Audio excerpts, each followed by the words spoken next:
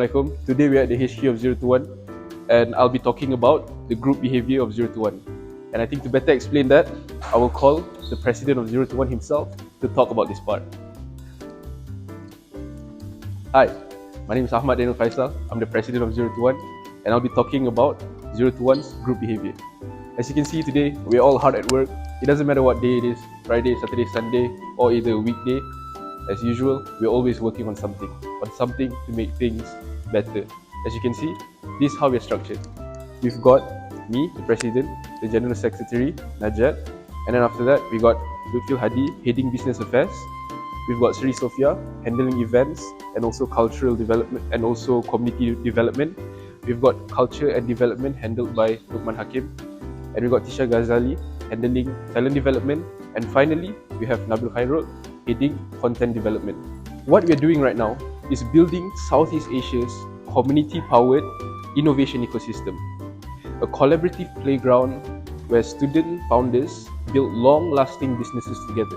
Basically, we work together as a community to build solutions through startups. And deep in this, we strongly believe that through the culture of collaboration, rather than competing with each other, we are able to pool our resources to create better solutions for the world. So how does the team make sure that we continuously cultivate an ecosystem that allows for these collaborative innovations to come about? So first, this can be seen in our team norms. Firstly, we have healthy conflict in our teams. We love debates. We argue all the time. But in that argument, there's a strong understanding that we're doing it for the betterment of the team. Yes, we argue, yes, we debate, but the reason we do that is to come out with better formed ideas. And from there, we always have a decentralized creativity with strong leadership. Basically what that is, we have one leader who directs a team, but all of the ideas are openly being given by the team itself. So we have different team members giving different ideas, but it is facilitated by one leader. And from there, we always encourage psychological safety. And what does that mean by psychological safety? Now, we always talk about we need a safe space for communication, but safe space for communication doesn't mean we don't say things that may be judgmental. It doesn't mean we do not judge. We do judge, but when we judge, the person who's being judged and the person who is judging understands that we are judging each other to come out with better versions of each other's ideas. We are bouncing off ideas from each other and we're improving them. We know we are not judging each other personally, but we are judging each other's ideas to create better ones. And from there, it creates a safe space for failure. When you fail, we're not going to put you down. We understand that failure is part of the creative process. So to create better things, you need to fail. And we encourage failure, but more than that, we encourage learning from failure.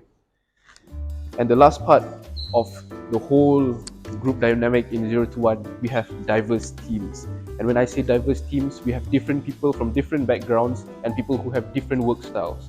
And when you put this together and create an environment where we can work together, we get to produce amazing ideas.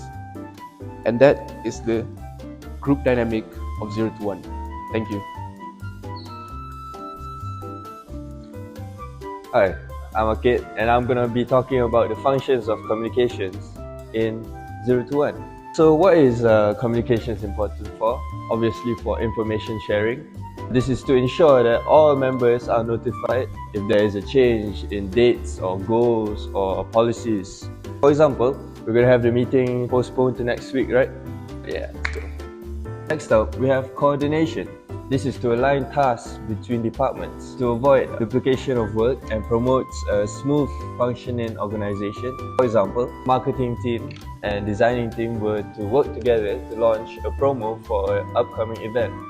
Next up, we have decision making. This includes discussions, feedbacks, and brainstorming ideas to ensure participation of all members and also to make better decisions. For example, let's have a vote right now. What we're going to do next week. Go to the river. We have a barbecue. Barbecue sounds nice. Next up, we have motivation. So leaders use communications to inspire and set expectations for everyone is to encourage a sense of belonging and purpose. For example, president is giving a pep talk for a big event. Let's go. Okay. Next up, we have control. So this means setting rules, standards, and monitoring behavior between departments.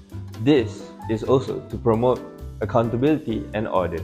For example, the treasurer communicating to the departments the financial reporting process. Next up is emotional expression. This offers a platform to everyone to express their concerns, appreciation, or even conflicts. This is to strengthen team bonds and reduce stress. For example, you can open a feedback session or a Google Forms in the WhatsApp group. Greetings everyone, my name is Anik and I will be discussing about the importance of teamwork in our club 021. So, teamwork is essential because it helps us collaborate effectively, solve problems creatively, and achieve our club's goal together.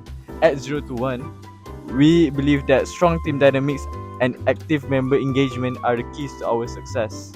To understand how our teams develop and perform, we use Tuckman's teamwork theory, which provides a useful framework for building effective teams.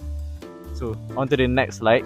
The Tuckman's theory explains that teams grow through four main stages, which are forming, storming, norming, and performing stage.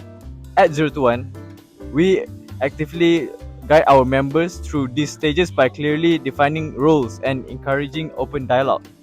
021 also organize team building activities to help the team move smoothly from the storming to the norming stage.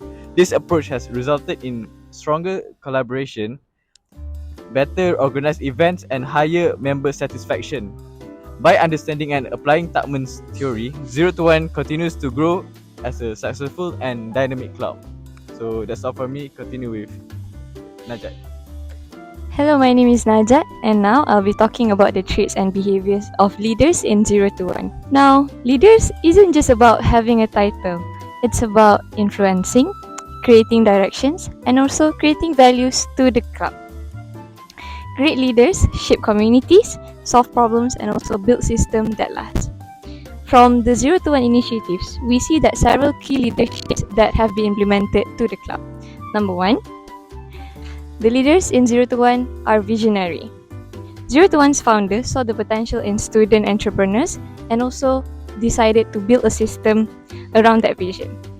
Second one, the leaders in 021 are empowering.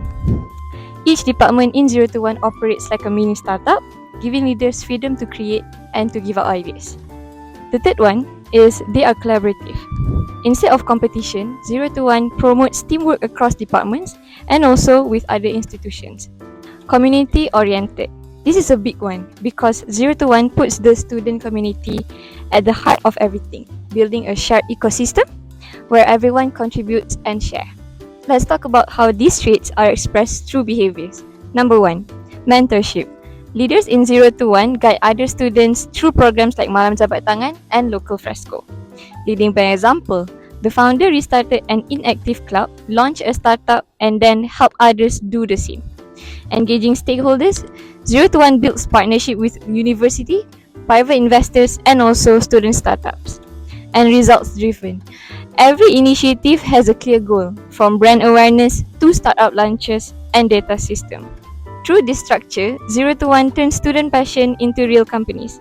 And by 2025, their goal is to expand beyond MMU and help even more students start their own ventures. In conclusion, strong leadership combines vision with actions. It's about building systems that empowers others, just like 021 is doing for student founders across Malaysia. Thank you. Hello, my name is Imran, and moving forwards, I will be explaining more about conflict in the 021 club. For example, is the president encountered a direct instance of relationship conflicts. This arose because of the three members were neglecting their responsibility while holding official position. This kind of behavior directly impact the team dynamic and productivity, and they are raising serious concern about commitment and accountability within the club.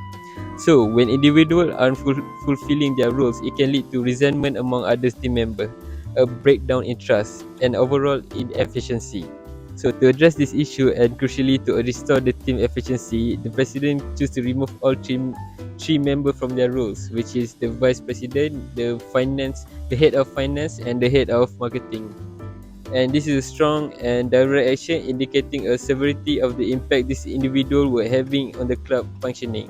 So after that, the president decided to restructure the whole team and choose more capable people to lead the club. So second one is process conflict.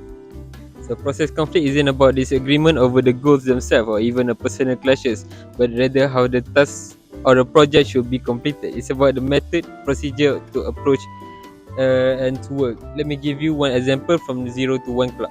In this scenario, a process conflict arose when the president assigned a member to stay in Perak for a few days to complete a task. However, the member was reluctant to follow through. This reluctance stemmed from a disagreement over how the work should be carried out, perhaps regarding the travel, the timeline, or the specific steps involved. This is a classic example of process conflict. The what was agreed upon, but the how become the point of contention. To manage the situation, the president took a proactive approach. They didn't ignore the disagreement or escalate it. Instead, they convinced the member by reminding them of their shared goals and the importance of teamwork. This is a crucial step in resolving a process conflict, reminding everyone of the bigger picture and what they are collectively working towards. Furthermore, the president encouraged the member to set aside personal disagreement for the sake of the club. This emphasized prioritizing the collective good over individual preference or discomfort regarding the process. By focusing on shared objective and the overall benefit to the club. That's all from me. Thank you. Voice aku crack. Number to say. Okay.